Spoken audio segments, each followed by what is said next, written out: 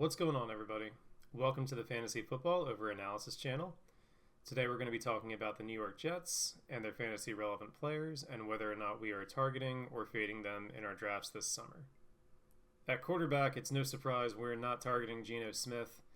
Geno Smith is nothing more than a low-end quarterback 3 in Superflex or 2 quarterback formats.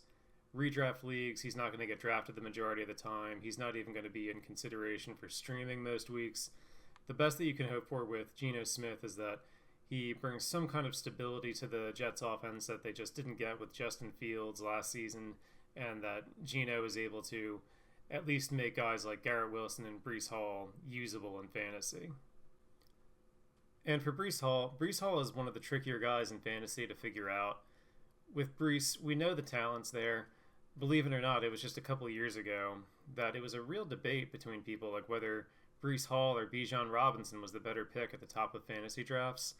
Now, ever since then, Breece Hall has just been brought down by the terrible situations that the Jets put themselves in on an annual basis.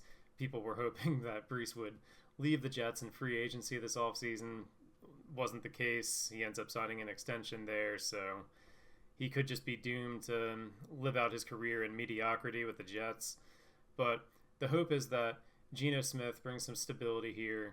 He brings back the passing game usage for Breece Hall that wasn't there last year.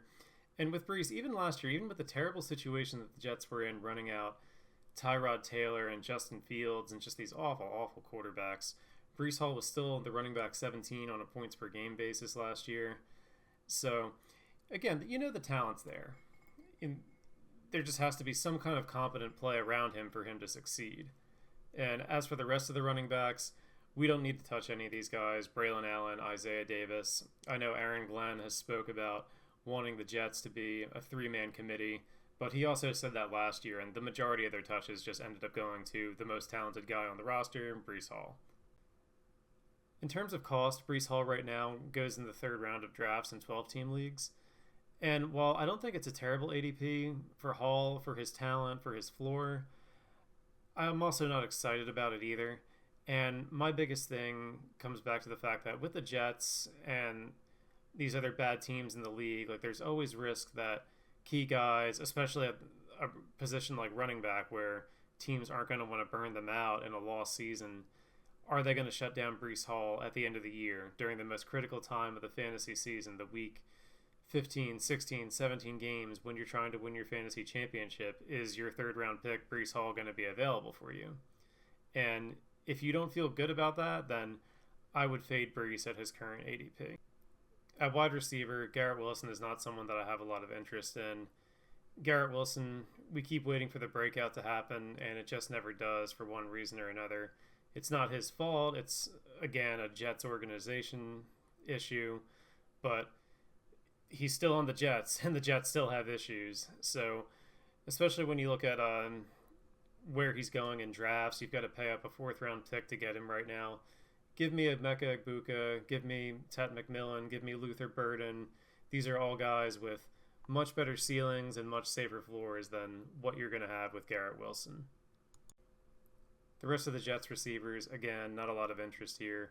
Omar Cooper is someone to keep an eye on as a first-round receiver. Those are usually good bets to make at the end of your fantasy drafts, though I wouldn't think Cooper would be playable until later in the year. Maybe it gets to a point where the Jets are in full tank mode and they shut down Garrett Wilson again, but Cooper isn't someone that you're going to be able to start during the first part of the year in September, October. And Adonai Mitchell, even though he's been getting some good reports out of training camp, there's just no ceiling for him. There isn't going to be enough targets for him to go around. And at the tight end position, once again, not a lot of interest here. We don't know how it's going to shake out between this year's first-round pick, Kenyon Sadiq, and last year's second-round pick, Mason Taylor. You'd think they'd want to get Sadiq more involved in the offense given the draft capital they put into him. But it's probably just going to be an ugly situation where both guys are unplayable. There are better late-round tight ends to throw darts on than the Sadiq-Taylor situation. And that's going to do it for the Jets. So, again, just a situation that you want to avoid overall. This is not a good football team. Generally, we don't want to target guys from bad teams. Breece Hall could be the one exception here. but even he comes with a certain degree of risk given the cost that you're going to have to pay in the third round. But that's going to do it for today's episode. Thank you guys so much for watching, and we'll talk to you next time where we will be going over the Miami Dolphins.